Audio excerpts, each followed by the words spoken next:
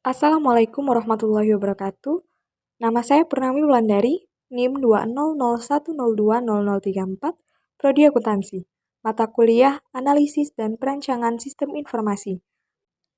Baiklah, pada video kali ini kita akan membahas materi mengenai terminologi analisis sistem.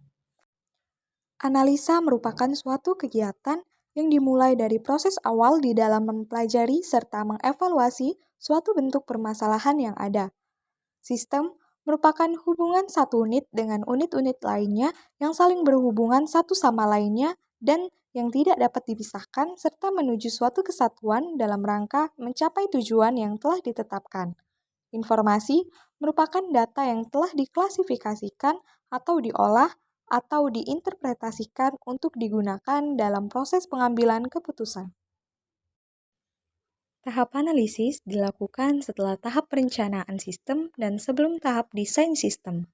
Tahap ini merupakan tahap yang kritis dan sangat penting, karena kesalahan dalam tahap ini menyebabkan kesalahan pada tahap selanjutnya. Tugas utama dari menganalisis sistem meliputi yang pertama, menentukan lingkup sistem, kedua, mengumpulkan fakta, ketiga, menganalisis fakta, dan yang keempat, mengkomunikasikan temuan tersebut melalui laporan analisis sistem. Selanjutnya, konsep dasar sistem. Secara sederhana, konsep dasar sistem dapat diartikan sebagai suatu kumpulan atau himpunan dari unsur, komponen atau variabel-variabel yang terorganisir, saling berinteraksi, saling ketergantungan satu sama lainnya, dan terpadu.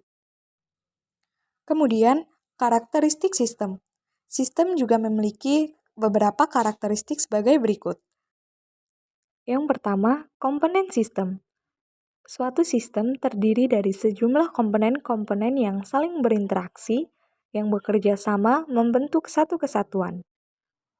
Kedua, batasan sistem. Ruang lingkup sistem merupakan daerah yang membatasi antara sistem dengan sistem lainnya atau sistem dengan lingkungan luarnya. Ketiga, lingkungan luar sistem. Bentuk apapun yang di luar ruang lingkup atau batasan sistem yang mempengaruhi operasi sistem disebut dengan lingkungan luar sistem. Keempat, penghubung sistem. Media yang menghubungkan sistem dengan subsistem disebut dengan penghubung sistem. Kelima, masukan sistem. Energi yang dimasukkan ke dalam sistem disebut masukan sistem. Masukan sistem yang dapat berupa pemeliharaan. Keenam, keluaran sistem. Keluaran sistem merupakan hasil dari energi yang diolah dan diklasifikasikan menjadi keluaran yang berguna. Ketujuh, pengolah sistem. Suatu sistem dapat mempunyai suatu proses yang akan mengubah masukan menjadi keluaran. Dan yang kedelapan, sasaran sistem.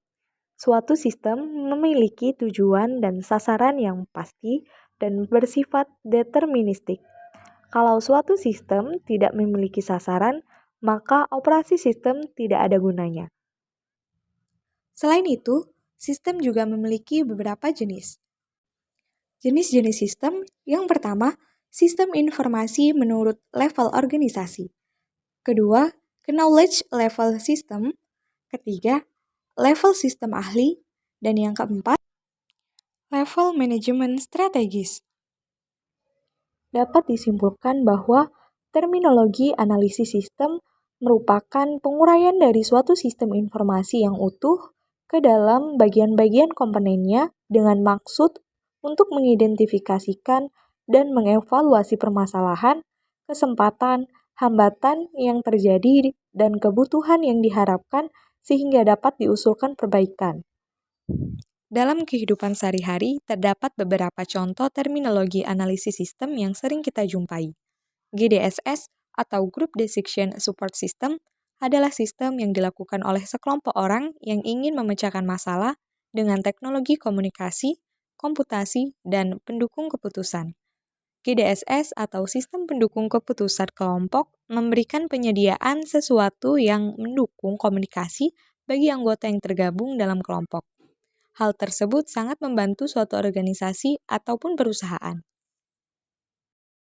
Baiklah, sekian video materi mengenai terminologi analisis sistem. Semoga dapat bermanfaat. Saya akhiri, wassalamualaikum warahmatullahi wabarakatuh.